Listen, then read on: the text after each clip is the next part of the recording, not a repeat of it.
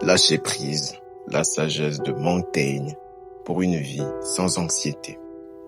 Dans le paradoxe du contrôle, avez-vous déjà constaté que les résultats les plus mémorables surviennent souvent au moment précis où nous cessons de nous en préoccuper?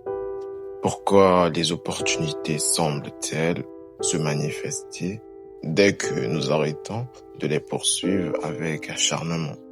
Ce paradoxe nous trouble profondément. Nous passons notre existence à nous persuader qu'il faut lutter, planifier et s'inquiéter pour obtenir ce que nous désirons. Mais si cette obsession du contrôle était précisément l'obstacle qui nous empêche de savourer la vie, Michel de Montaigne, un penseur aussi génial que rebelle, propose une vision fascinante. C'est en renonçant à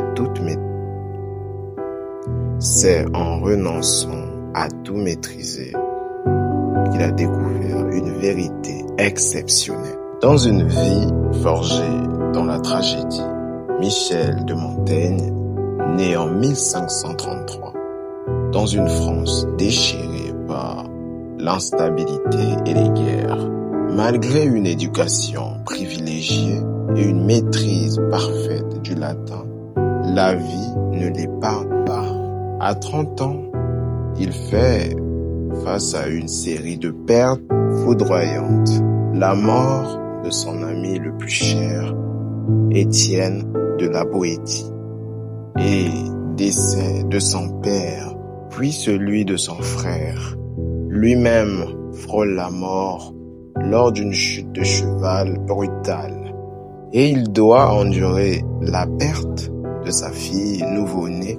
Face à cet effondrement, Montaigne aurait pu sombrer. Au lieu de cela, il prend une décision radicale, se retirer dans sa tour au milieu de ses 1500 livres pour explorer l'espace de sa propre liberté intérieure. Que sais-je?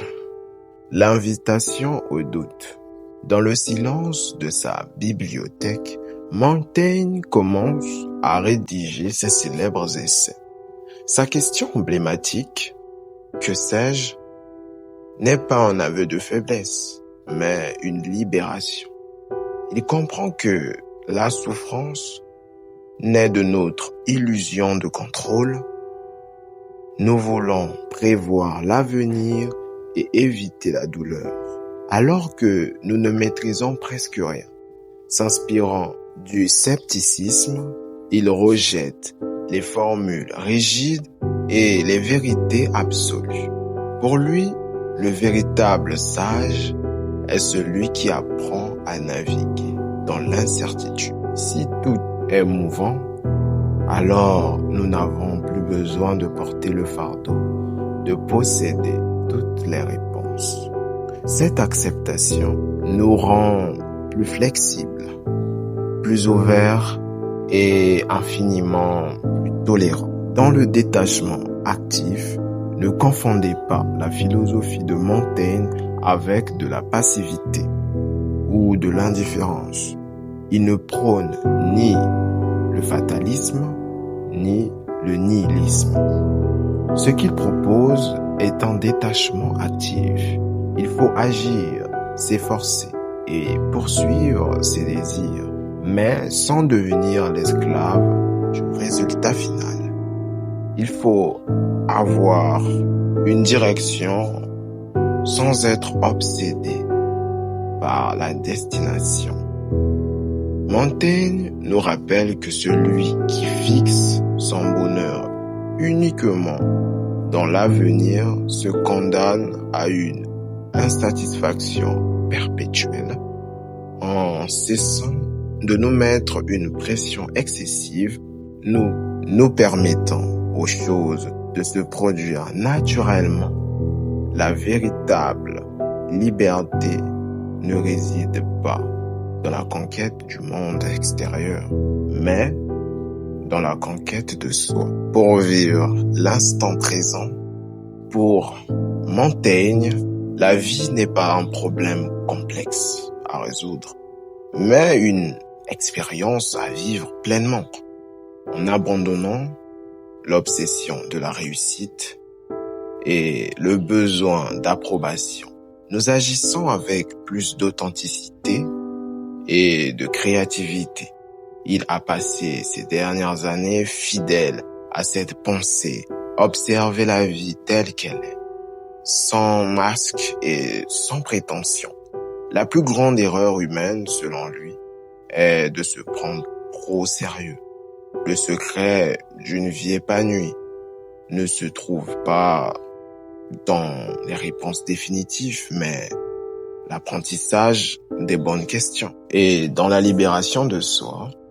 Et si, dès maintenant, vous déposiez le poids de l'inquiétude constante, imaginez votre vie si vous arrêtiez de vouloir prouver votre valeur aux autres et si vous acceptiez simplement l'imprévisibilité du présent.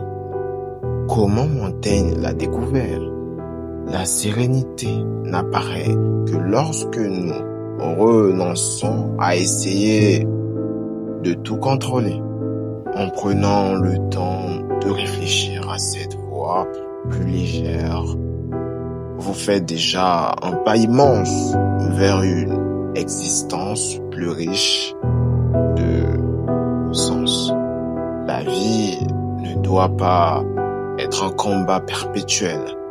Elle peut être une navigation fluide, curieuse et authentique. Quelle est la prochaine étape pour toi?